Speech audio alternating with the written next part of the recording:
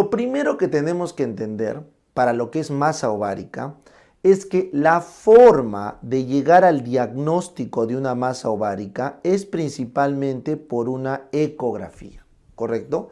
La forma más frecuente, la forma más común en todos los casos de llegar a una masa ovárica es por una ecografía, ¿correcto?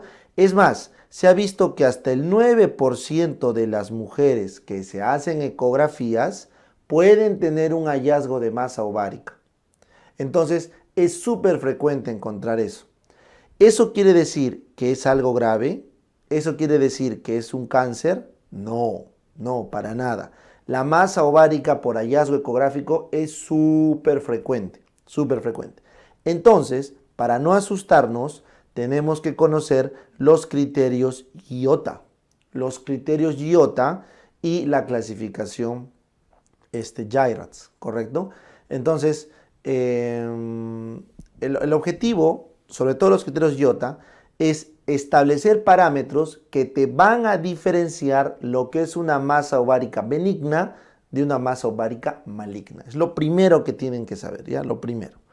Entonces, frente a una ecografía, si tenemos una masa unilocular, o sea, con una sola cavidad, como estás viendo acá, todo esto es una sola cavidad, no hay tabiques, entonces diremos que es un criterio IOTA B1 verde porque es benigno, ¿correcto? Bien.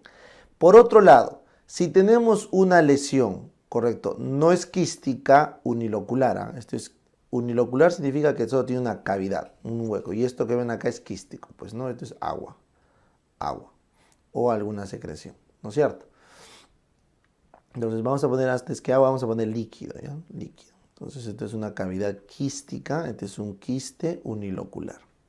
Primer criterio de benignidad. En cambio, si lo que tienes es una lesión sólida, e irregular, o sea, tienes zonas hipoecoicas, un poquito más anecoicas, otras superanecoicas, otras un poquito acá.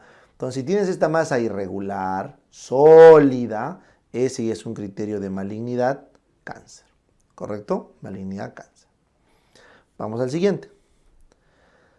El siguiente criterio IOTA es el componente sólido. O sea, yo puedo tener un quiste unilocular, como estás viendo acá, es un quiste unilocular, como habíamos visto, pero tiene un componente sólido. Lo voy a pintar de otro color. Tiene un componente sólido, no puedo negar, esta papila es innegable. Pero si este componente sólido es pequeño, menor a 7 milímetros, entonces también es buen pronóstico. Es lesión B2, o sea, es signo B2, componente sólido menor a 7 milímetros de masa benigna. En cambio, si es que yo tengo en la ecografía ascitis, como está viendo entonces, agua, ascitis, eso es un criterio M2 de malignidad. Ojo, estoy poniéndole los criterios B de benigno y M de maligno por número, como lo que está en los criterios IOTA. No es que tienen necesariamente que ver uno con el otro, ¿ya? Solamente estoy tratando de enlistar los criterios por número secuencialmente. Bien, vamos al siguiente, el 3. El 3 dice que si es que genera sombra acústica, ¿correcto? Entonces pones acá, genera sombra. Ese es un criterio de benignidad, ¿correcto? Si genera sombra acústica, ahí está, sombra, es un criterio de benignidad, ¿ya? Muy bien. Ahora acá, si es que ustedes ven papilas, voy a hacerlo con este color, papilas, ahí está, entonces una, ahí va dos, acá va tres, y acá no sé si pueden esbozar una cuarta. Entonces, si al menos hay ya 4 papilas, entonces ese es criterio de malignidad. Al menos 4 papilas, criterio de malignidad. Bien. Siguiente. ¿Se acuerdan el B1, que era unilocular? El B4 dice, si es que fuera multilocular, o sea, si el quiste tuviera cavidades, por ejemplo, este que ves acá, tiene un tabique ahí fino y otro tabique acá, lo cual genera 3 cavidades. Entonces, si fuera multilocular, pero es regular, o sea, toda su estructura es regular, no hay heterogeneidad, y es menor a 10 centímetros, que es igual a decir 100 milímetros, 10 centímetros es un valor crítico en ovario, entonces decimos que es benigno. Esto es benigno. ¿Ya? Sin embargo, si es que es multilocular, pero irregular, como estás viendo acá, el componente multilocular es variado, pero irregular. Acá hay uno chiquito, uno más chiquito, uno grandote, otro por acá, es irregular. Y hay componente sólido, todo esto que estoy pintando es componente sólido. Entonces, eso, más que sea más de 10 centímetros o 100 milímetros, eso es malignidad. ¿Correcto? Entonces el M4 de malignidad. ¿Entendieron? Bien.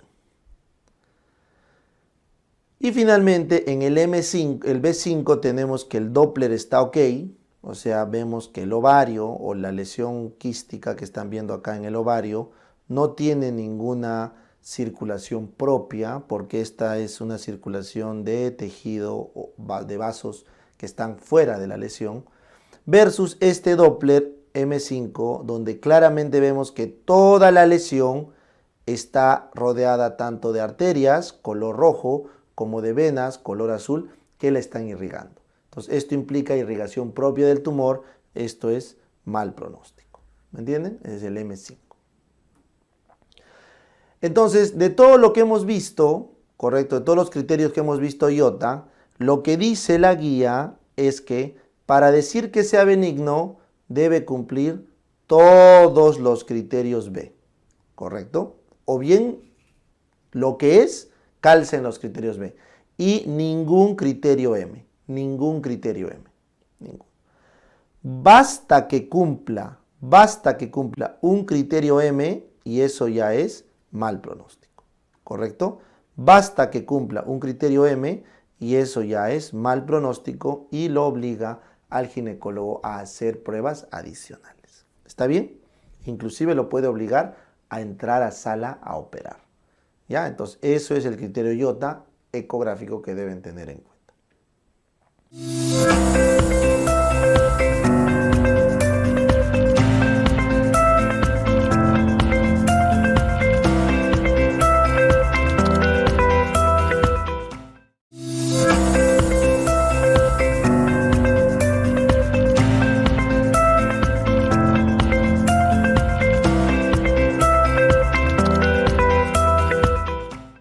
Bien, entonces dicho esto, vamos a enfocarnos en las causas, en las masas ováricas benignas y sus causas según la edad de vida de las pacientes. ¿Ya? Entonces arrancamos. Tenemos mujeres prepúberes, mujeres en edad fértil, ¿correcto? Y mujeres posmenopáusicas. ¿Ya? Entonces vamos a llegar a la primera conclusión. Primera conclusión. El 90% de las masas ováricas en las mujeres en edad fértil suele ser benigno. Mientras que el 50% de las posmenopáusicas suele ser benigno. Entonces, como te das cuenta, una mujer en edad fértil con una masa, lo más probable es que sea benigno. Pero una mujer posmenopáusica con una masa está mitad su probabilidad de ser benigno. Por lo tanto, toda masa ovárica en la posmenopáusica debe pensarse que es cáncer hasta no demostrar lo contrario. Y en el caso de la premenopáusica, en la mujer de edad fértil, toda masa debe siempre sospechar que es benigna, lo más probable, ¿ya? Sin embargo, en las prepúberes, la estadística puede cambiar un poco. Y las masas ováricas en las prepúberes también son benignas la mayoría, pero no tanto. Es un poquito menos su prevalencia de benignidad. ¿Listo? Porque el cáncer de ovario es frecuente. O bien en las niñas o bien en las ancianas. Ya tiene dos picos. Muy bien. El punto de corte es 50 años, ¿no es cierto? Para decir posmenopáusica me estoy refiriendo a 50 años. Entonces, concretamente, de 30 a 50 años, la probabilidad de una masa benigna es del 90%. Mayores de 50 años, la probabilidad de masa benigna baja al 50%. Y en menores de 30 años es un poco menos de 90, pero igual es la mayoría benigna. ¿Ya? El siguiente dato que deben recordar es que indistinto de la edad y los riesgos, ustedes deben diferenciar la masa transitoria de la masa persistente. La masa transitoria es aquella, que en 3 meses tiende a achicarse o a desaparecer. Y la masa persistente es aquella que en el control de 3 meses sigue del mismo tamaño o incluso aumentado. ¿Ya? O incluso aumentado. Por lo tanto, con estos dos criterios es importante movernos para las causas. Entonces, arrancamos en una prepúber. Lo más probable es que encontremos un quiste funcional, ¿correcto?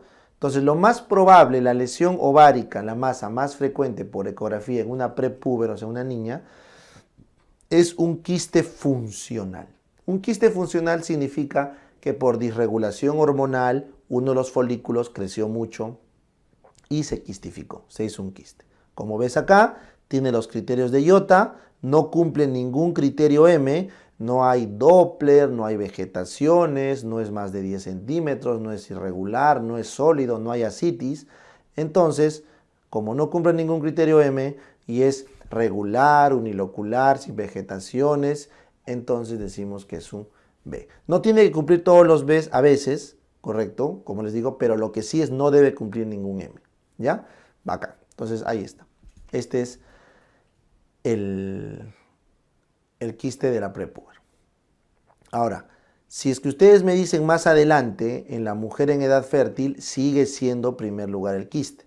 O sea, el quiste funcional siempre va a ser la causa número 1 de quiste en el ovario que se encuentre desde las niñas hasta las mujeres en edad fértil. Es la causa número 1. Número 1. Ya no lo olviden. Muy bien, pero luego en las niñas podemos encontrar esto. El tumor que ya es neoplásico, pero benigno de origen germinal, el famoso teratoma. Entonces la neoplasia número 1 en las niñas prepúberes e inclusive hasta los 30 años, o sea, esta prevalencia de número 1 como neoplasia, hasta los 30 años inclusive, se la lleva el tumor benigno germinal o quiste dermoide. Esto que están viendo acá es un quiste dermoide o teratoma quístico maduro, también se llama así. Es una tumoración que tiene, esta tumoración, vamos a subrayarla acá, tiene contenido heterogéneo. O sea, áreas anecoicas, áreas como esta de acá hipoecoica y todo este centro hiperecoico. Entonces, si ustedes tienen una masa como esta heterogénea, quística, con un centro hiperecoico bien marcado, en una mujer menor a 30, lo más probable es que sea un quiste dermoide. ¿Ya? Suelen ser unilaterales, suelen ser muy grandes, suelen palparse, suelen generar torsión ovárica. Esos son los quistes dermoides o teratomas quísticos maduros. El 90% de todos los teratomas es de este tipo. Y más del 75% de todos los tumores en las menores de 30 es de este tipo. Así que es la neoplasia número 1 en menores de 30 años y mejor aún si les preguntan en menores de 20 años, donde es mucho más frecuente. ¿Ya? Bacán. Luego tenemos en las mujeres de edad fértil, ya les había dicho, sigue siendo la causa número 1 el quiste funcional, sigue siendo la causa número 1, pero este quiste funcional en esta etapa ya puede tener otros tipos. Por ejemplo, no puede ser un quiste funcional folicular, solamente de un folículo de Graf, o puede ser un quiste funcional lúteo, del cuerpo lúteo. ¿Y qué es importante con esto? Los quistes funcionales del cuerpo lúteo pueden romperse y hacen hemorragia. Puede ser un quiste lúteo hemorrágico, que suele ocurrir alrededor del día 21 del ciclo, que es donde el cuerpo lúteo está en su mayor tamaño. Y te va a dar una clínica de abdomen agudo porque está sangrando tu ovario. Entonces una clínica de sangrado, o sea, hipotensión, hipovolemia, palidez, con abdomen agudo porque la sangre está irritando el peritoneo. Entonces ahí lo tienes, es una imagen característica, es un ovario, como ves acá, que tiene este refuerzo hiperecoico, refuerzo se llama refuerzo hiperecoico por la sangre, ¿correcto? Y acá ves un contenido homogéneo, pero hipoecoico. O sea, no es anecoico ni hiperecoico, es hipoecoico y tiene esta estructura así por la fibrina que se va formando. Eso es la señal clásica del cuerpo lúteo hemorrágico que tienen que diferenciarlo del embarazo ectópico, porque el embarazo ectópico tiene un anillo de vascularización Doppler característico, ¿ya? Bien. Luego tenemos los endometriomas. Si ustedes me preguntan, ¿qué es el quiste funcional desde el punto de vista de transitorio persistente? Es transitorio. Los quistes funcionales son transitorios, se van a ir solitos. Sin embargo, de los persistentes, ojo, de los persistentes, el endometrioma es el número 1. Es el número 1 de los persistentes. Entonces, si te preguntan una masa ovárica persistente, que por más de 3 meses no va, incluso, no se va, sino incluso aumenta de tamaño, ese es el endometrioma. El endometrioma, ¿correcto? Entonces, este endometrioma que están viendo acá, como ves acá, es una lesión quística homogénea. Acá tú lo puedes ver internamente, ¿correcto? Ya habíamos conversado de esto, tiene mucha fibrina y le da este aspecto de ¿qué? De vidrio esmerilado, porque es toda la fibrina, los haces que se entrecruzan y parecen ese cristal de catedral, vidrio esmerilado, inconfundible, en el contexto de una mujer con endometriosis. Esto es el característico endometrioma. Ya habíamos quedado que mayores a 5 centímetros deberían operarse o si tienen signos y síntomas deberían operarse, ¿ya? Y acá aprovecho para recalcar ese concepto. Todo tumor ovárico en una mujer premenopáusica se le tolera hasta 5 centímetros. Más de 5 centímetros se recomienda intervenir. Y parte de esa recomendación es porque la gran mayoría de estos quistes suelen ser endometriomas que requieren esa intervención, ¿ya? Porque los funcionales no requieren intervención porque se van a ir solitos, salvo que se rompan como este de abajo y por la emergencia del abdomen agudo tenga que hacer una quistectomía, por la emergencia. Pero de fondo los funcionales o transitorios, perdón, se van solos, ¿ya? Mientras que los persistentes mayores a 5 centímetros se operan, ¿ya? Muy bien. Seguimos. Tenemos el SOP. También habíamos quedado que es frecuente las chicas con síndrome de ovario poliquístico que pueden tener esta lesión típica en el ovario que tiene, recuerdan, más de 12 quistes, 1, 2, 3, 4, 5, 6, 7, 8, 9, 10, 11, 12, 13, 14. En esa imagen hay 14.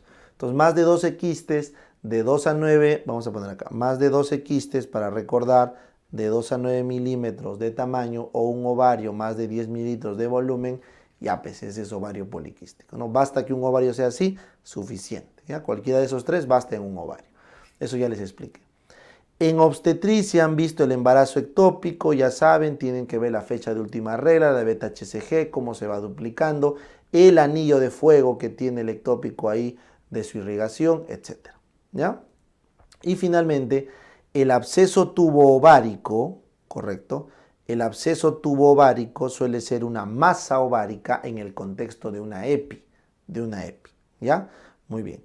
¿Qué más también les pueden preguntar acá? Vino una pregunta en examen reciente, ¿no es cierto? El síndrome de la congestión pelviana, que eso es cuando tenemos venas tortuosas que se extienden a lo largo del útero, de las trompas, en el contexto de un dolor pélvico crónico, también, eso también se ve en la ecografía, pero son diferenciales. Luego también podemos tener el hidrosalpins, que es súper raro, que es la dilatación de una trompa o de las dos, también eso es súper raro. Pero bueno, ya son imágenes más raras que las menciono solamente con fines académicos. Y finalmente, quiero que recuerden, esto de acá no tiene nada que ver, no es secuela de EPI en embarazo, no. Simplemente esto de acá se refiere a que existe la posibilidad de que un quiste persistente en la mujer aparezca con estas características. A ver, profe, es de borde regular, es menor a 10 centímetros, es multiloculado, ahí lo pueden ver, tiene múltiples tabiques, no tiene más de 4 vegetaciones. O sea, lo que están viendo acá es un quiste, sí, doc, es un quiste neoplásico, porque tiene ya tabiques y un poco de componente sólido, probablemente, pero benigno. No tiene los criterios iota de malignidad. Entonces recuerden esto por favor. Este quiste neoplásico benigno tranquilamente puede ser borderline o en tu mala suerte puede ser maligno. ¿Ya? Entonces este quiste tranquilamente puede ser borderline o en tu mala suerte puede ser maligno. Entonces, la definición de maligno, border o benigno solo lo va a dar la cirugía. Y la decisión de entrar a sala de operaciones solamente va a depender de los criterios iota y de otros factores de riesgo que el médico considere. Por ejemplo, según esta imagen y los criterios iota, esto es benigno, no se debería entrar. Pero si es más de 5 centímetros, ya les dije que se recomienda entrar. Doc, no es más de 5 centímetros, pero ¿qué tal si la paciente tiene mamá y abuela con cáncer de ovario? Tienes que entrar. ¿Me entiendes? ¿O qué tal si la paciente ha tenido exposición a la radiación o a quimioterapia de niña? Tienes que entrar. ¿O qué tal si la paciente tiene marcadores tumorales muy altos?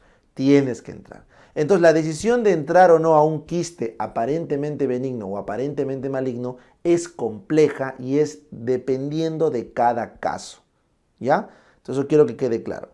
¿Existen neoplasias benignas? Sí. Es más, son la tercera causa en frecuencia. O sea, la primera es endometrioma, estoy hablando de las persistentes, endometrioma, luego viene el cáncer maligno y en tercero viene la neoplasia benigna. O sea, tampoco no es que sea raro. Y es más probable que encontremos esto ¿en quién?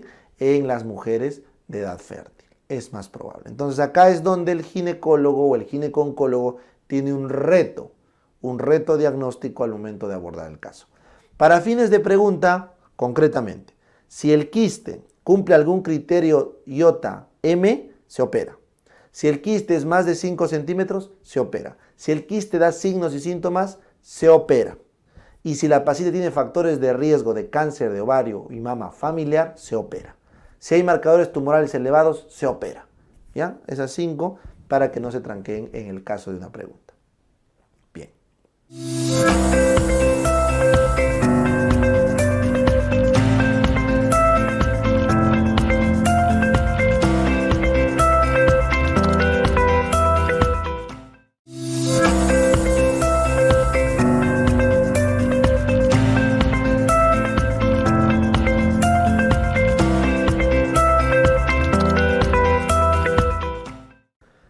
Entonces ahora hablemos de una complicación de las tantas que tienen los quistes de ovario. Los quistes de ovario se pueden romper, se pueden infectar, se pueden torsionar. Entonces ahora vamos a hablar de la famosa torsión de ovario. La torsión de ovario es un cuadro agudo. Es un cuadro agudo, ¿correcto? Vamos acá. La torsión de ovario es un cuadro agudo que ocurre después de algún movimiento angular severo, por ejemplo, una niña que está dando volatines o una adolescente que ha tenido relaciones sexuales muy violentas, pues, ¿no? Con mucha acción. Entonces, estos movimientos angulares de la pelvis, si es que tienes un tumor pediculado mayor a 10 centímetros, entonces tu chance de torsionarse es alta. Entonces, si yo tengo un tumor pediculado más un movimiento angular severo que desata un dolor agudo, tipo cólico al inicio y luego difuso, ¿correcto? En fosa ilíaca derecha o izquierda bien definido, de inicio súbito. Súbito se entiende a las pocas horas del traumatismo, del movimiento. Entonces, si cumplo todas esas condiciones, probablemente esté frente a una torsión de ovario. ¿Y qué tumor suele ser el pediculado más de 10 centímetros? Entonces, primero, para ser pediculado tiene que ser un tumor benigno. Y para ser más de 10 centímetros suelen ser los germinales. Entonces, ¿quién configura esto? El teratoma quístico maduro o también llamado quiste dermoide que les dije. Entonces, el tumor más frecuente en torsionarse, tumor neoplásico, es el tumor, el teratoma quístico maduro o quiste dermoide. Es el más frecuente neoplásico. Sin embargo, también se torsionan los quistes. Entonces, si yo tengo una lesión benigna, pero no germinal, sino simplemente tengo un quiste, también se torce, un quiste funcional. Entonces, los quistes funcionales también se torsionan. Y si te llegaran a preguntar cuál es el más frecuente, se ha visto que el más frecuente en torsionarse por la prevalencia es el quiste funcional, porque hay muchos más quistes funcionales que teratomas. Pero si te preguntan cuál es la masa ovárica que tiene mayor riesgo relativo, es el teratoma quístico maduro. ¿Ya? Así que esto hay que interpretar bien. Y es fácil, es fácil. Yo te lo voy a explicar acá, es súper sencillo. ¿Ya? Entonces, si yo tengo 1000 quistes, probablemente 900 sean quistes funcionales. ¿Me entiendes? Por lo tanto, la causa más frecuente de torsión de ovario tendría que caer en estos quistes, porque son la gran mayoría. Es la causa más frecuente por prevalencia. Pero si yo tengo, te voy a poner otro ejemplo, 100 quistes funcionales versus 100 teratomas quísticos maduros, de estos, ¿quién tiene más riesgo de torcerse? Profesor. El teratoma quístico tiene mayor riesgo relativo, porque son más grandes, porque son más pesados, porque son bien pediculados. Eso lo hace más riesgoso. Entonces, si yo comparo 1 a 1, quiste funcional con teratoma quístico, el teratoma quístico se tuerce más. ¿Ya? Entonces, el de mayor riesgo relativo, teratoma quístico, el de mayor prevalencia, quiste funcional. ¿Listo? Bueno, para cualquiera de los casos, la clínica es suficiente para tener una alta sospecha. Entonces, lo único que hay que hacer cuando tengo toda esta clínica que les dije, tienen que pedir una ecografía abdominal Doppler, una ecodoppler abdominal, ¿correcto? Pueden pedir una eco-TB, sí, pero de preferencia una eco abdominal Doppler. En una eco abdominal Doppler normal, como ves acá, vas a encontrar un ovario delimitado con sus folículos en crecimiento, porque tú no sabes en qué ciclo lo estás agarrando, y vas a ver esta vasculatura bonita. Tienes la arteria por acá, el componente venoso por acá, porque estás agarrando el hile ovárico. Este ovario está sanito. Pero si tú tienes esto, un ovario agrandado, ¿ya? Y que tiene, no se ve bien los folículos, sino todo está hipoecoico porque está hinchado, y no encuentro el Doppler. ¿Dónde está el Doppler? ¿Dónde está el Doppler? No veo. Es un ecodoppler lo que se ha tomado acá la paciente. ¿Y dónde está la sangre, profesor? No sé. ¿Dónde está? Entonces, si yo no veo flujo de sangre con una masa ovárica en el cuadro de esta clínica, eso me confirma la torsión. Porque como ves en este dibujo, al torsionarse, este pedículo donde está entrando, esto que está entrando es los vasitos. ¿Ya? Ese se llama infundíbulo pélvico. El infundíbulo pélvico o ligamento suspensorio del ovario es el que lleva los vasos del ovario. Ahí es donde se tuerce. Entonces, al torcerse, como estás viendo ahí, no va a haber flujo. Eso es lo que genera el dolor, la inflamación. Y eso es lo que genera en la imagen el Doppler negativo. Entonces, si yo tengo esto, no me queda otra que proceder a una cirugía. El manejo de la torsión de ovario es la quistectomía con posible anexectomía unilateral. Hay que sacar el quiste y si no puedo salvar al ovario, me llevo al ovario más. Esta es una cirugía de emergencia. ¿Listo? Eso deben tener en cuenta. Ese es el manejo y el diagnóstico de la torsión de ovario. Ojo, hay otras complicaciones del ovario. Puede infectarse, puede romperse. los quistes, pero la torsión es lo más importante.